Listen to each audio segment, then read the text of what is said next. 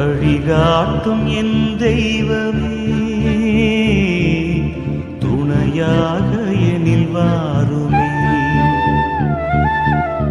என் அன்பார்ந்த சகோதர சகோதரிகளே, இன்றைய புதிய நாளில் ஆண்டவரின் ஜீவ வார்த்தையின் ஆற்றலால் நம் உள்ளங்கள் நிரப்பப்படட்டும்.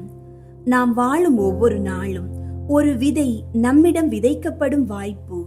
அந்த விதை வெறுமனே விழுந்து போகாமல் நம் வாழ்வை ஒரு வரமாக, ஓர் ஆசீர்வாதமாக மாற்ற வேண்டுமானால் அதற்கு தேவை நல்ல நிலம்.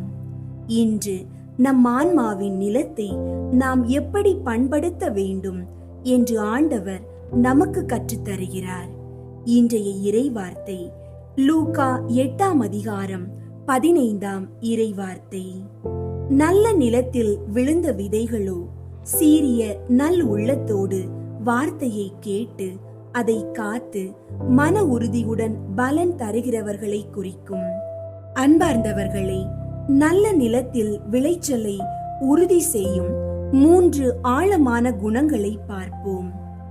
ஒன்றாவது, சீரிய நல் உள்ளம்.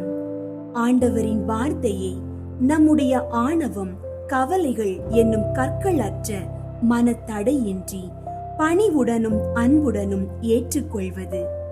இதுதான் நல்ல நிலத்தின் முதலீடு. இரண்டாவது, வார்த்தையை காத்தல். தினசரி சவால்களிலும் இரைச்சலிலும் சத்தியத்தின் மீதுள்ள பிடிப்பை விடாமல் அதை ஒரு பொக்கிஷம் போல பாதுகாப்பது. சோதனைகளை தாங்கும் நம் விசுவாசத்தின் கவசமே இந்த காக்கும் திறன். மூன்றாவது, மன உறுதியுடன் பலன் தருதல். பலன் என்பது உடனடி அற்புதம் அல்ல, அது பொறுமையின் தவம். சோர்வடையாமல் நாம் தொடர்ந்து அன்பு செய்வதிலும் மன்னிப்பதிலும் உண்மையாய் உழைப்பதிலும் வெளிப்படும் கிறிஸ்துவின் குணம் என்னும் பலனை தருவதே 100 மடங்கு விளைச்சலாகும். உங்கள் உள்ள நிலத்தை பண்படுத்துங்கள். வார்த்தை ஆழமாக வேரூன்றட்டும். ஜெபம். அன்பு ஆண்டவரே, எங்கள் உள்ளங்களை கடினப்படுத்துகிற எல்லா கற்களையும் நீக்கி எங்களை சீரிய நல்ல உள்ளமாக மாற்றும். உமது வார்த்தையை உறுதியுடன் காத்து எங்கள் வாழ்வின் மூலம் உமக்கு பலன் தரும் சாட்சிகளாக வாழ எங்களை ஆசீர்வதியும்.